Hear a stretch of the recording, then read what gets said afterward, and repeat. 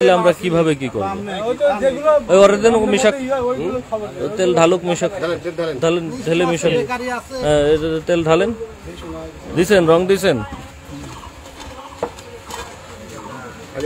ওই যে ওটা ঠিক করে পরে ঢালেন হ্যাঁ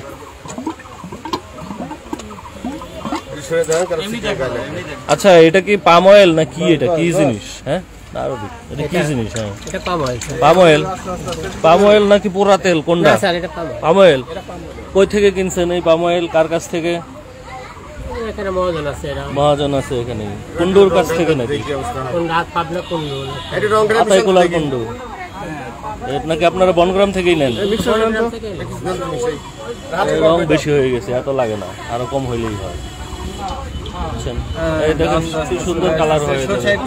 আরো দেন আরেকটু তেল দেন এই আরেকটু তেল দেন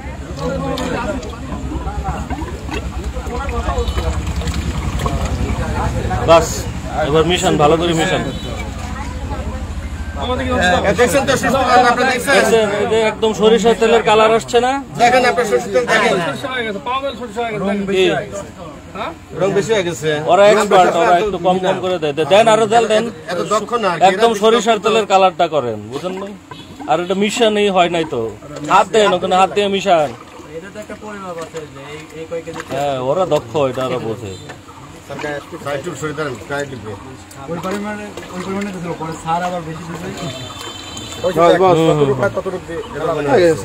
এখন তো সুন্দর সরিষা একটু হাত দিয়ে মিশান না ভাই ভালো করে মিশান মিশান মিশান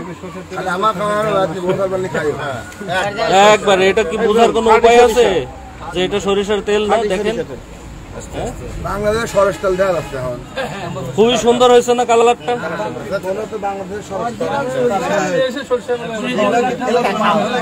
এখন দেখেন এই যে পাম অয়েল এই পাম অয়েলের দাম কিন্তু এখন অনেক কম 150 টাকারও কম এটা 150 টাকারও কম পাম অয়েল 150 টাকারও কম আর হচ্ছে এই সরিষার তেল বিক্রি করতেছে 220 টাকা করে এরপরে দেখেন আপনার 220 টাকাও যদি তারা বিক্রি করতো তাহলে ওদের অনেক লাভ কিভাবে লাভ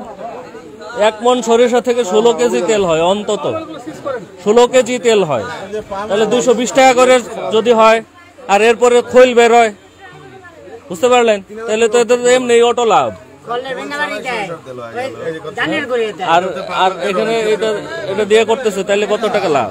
ওই দিকেও আছে আরো দেখি দেখি ও ওগুলো সবই পাম অয়েল না দেখি দেখি এই দেখি কাদের দোকান আছে কাদের দোকান কাদের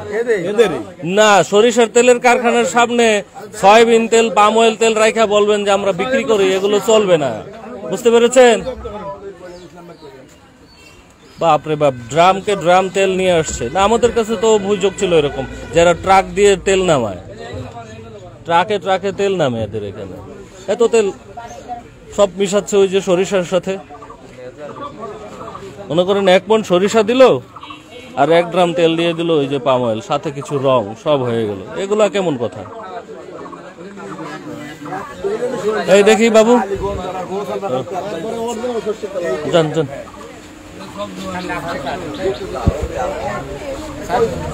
ভিতরে গিয়ে কি করবো